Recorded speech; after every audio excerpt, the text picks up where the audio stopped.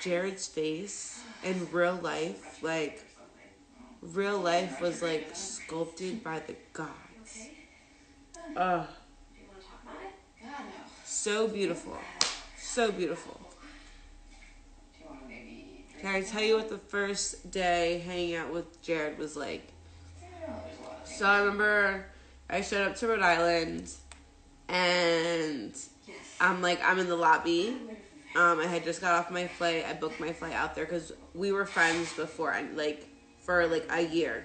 Good friends for a year. He would hit me up, tell me things, if he had issues, whatever, I'd give him advice. I was older, so I knew, different things. I also just do the industry, too, so I was just yeah, it's cool, blah, blah, blah. So we were just cool. I saw a lot of potential in him and didn't want him to, ever feel, down. You know what I mean? So I was, one of those friends that, was a pick-me-up for him. And, I remember him being oh, I'm in Rhode Island, come out if you want, blah, blah, blah. I know that you're from Jersey, but I know that you're in blah, blah. I used to live in Tennessee. I was well, my girl's out there. I can always just, go see you and then go ahead and drive to, where I used to live, hour away. And boom, I'm good to go, hang out with my, friends, home people, whatever. So I bought my flight. I went out there, literally, bought my own flight. I don't give a fuck. You're not buying my flights. No, what, we're going out there. We're friends. So I bought my own flight, went out there. We were just having a good time. All of us, all his friends, that's when I met Sean and Chris. And we were all really good friends then. Having a great night. Jared performed so well. They were so stoked, wow, Allie, you him being here right now just brought so much good energy, this and that. And then we go later on back to the hotel, and we're all drinking, chilling, and smoking, and we're alright, we're gonna go back up to the hotel room. So me and Jared go back up to the hotel room.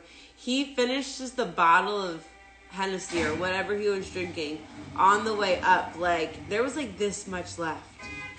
He just starts if you know Jared, if you've ever seen Jared at concerts when he drinks at concerts, which I would not let happen. But people would sometimes do it. They'd be oh, get Jared to drink, blah, blah, blah. And I'd be no. Because then I have to deal with drunk Jared later, which is great. But then sometimes I gotta just get him in the shower and go to sleep. Because like I said, he will chug the entire bottle. So he chugs the entire bottle going upstairs. And I'm hey, I had just got off the flight. I gotta get in the shower. We had, literally, even in the room, had 2 beds, you know what I mean, whatever, blah, blah, but he was alright, just, wake me up if I fall asleep when not, you get out, blah, blah, blah, wake me up, we'll watch TV, we'll watch a movie, whatever. I'm okay, cool. I got into the shower, got out, and he was diagonal across the bed, just passed out across the bed. And I was poor Angel, probably hasn't slept in days, oh my God, he just wants to sleep, I'm not waking him up. He looks so peaceful sleeping. I was I cannot do it. So I just remember grabbing a pillow and laying next to him, into him, and just sleeping, And the next morning when we woke up, he was you literally slept diagonal with me across the fucking bed. You're G as shit. Why didn't you just wake me? We would just, we could have just fell asleep. And I was bro, you were so tired. You need sleep. You need rest. You need to eat. Can we get, can we make you breakfast? We got to get you something. You need some kind of, sleep and energy and, just, and we had to get on a plane ride and go all the way across the country. So, I was you need to get something in your system. You drank a whole bottle last night. Trying to get him good. Got him good. We got on the flight and went to the Rolling Loud in Oakland. And that was the first time me and Jay ever popped out together. And by that time, it was like, I want to say, like, we were together hanging out for like 4 days now. And obviously that's when things had changed from us being friends to more than that. And then he had left to go to tour overseas, and I had my passport coming, but not, like, I met Jared. Before I met Jared, I already signed up and got my passport coming for other things. And he was like, no, it needs to be rushed. And he literally called Canada and, like, had me call, like, on two-way and, like, have them ship it and, like, all this crazy shit so I can get out to him. And it was so wild. And I remember just being like, wow, I've never left the country. I have to leave the country right now. And, like, I've never done this. I'm doing it by myself. And I'm going to do everything by myself. But going out of the country by yourself, I just didn't know the direction. So I remember, like, going through everything. And then, like, all of a sudden, I'm, like, walking through. And then I just see, like, this kid jumping, running towards me, and it's obviously Jay. And I was like, oh my God. It was worth it. And he never let me leave after that. We always tell a joke. The joke is in this, like, the group, like, Jared kidnapped me. Because I never went back to my house. I never got any of my clothes. Nothing.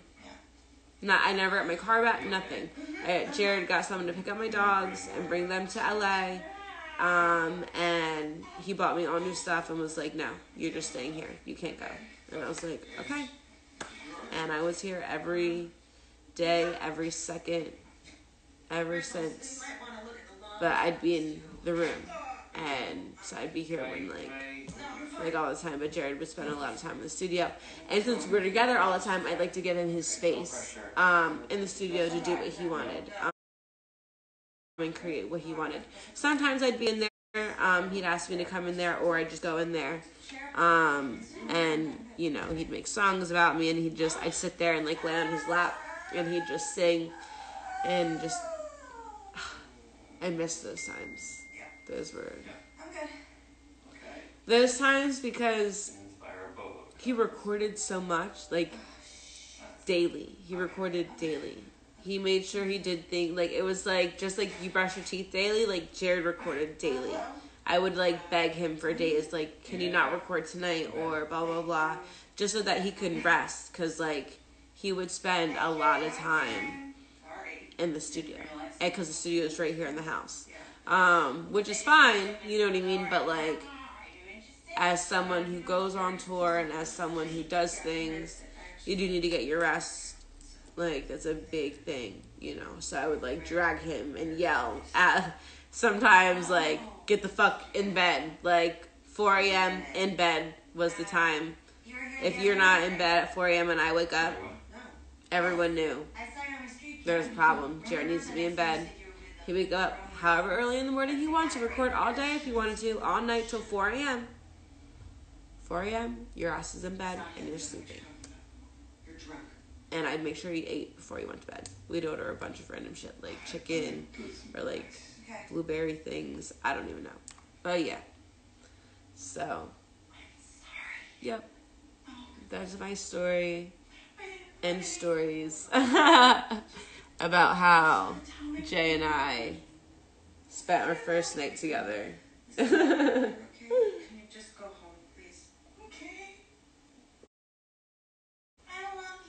He was so, like,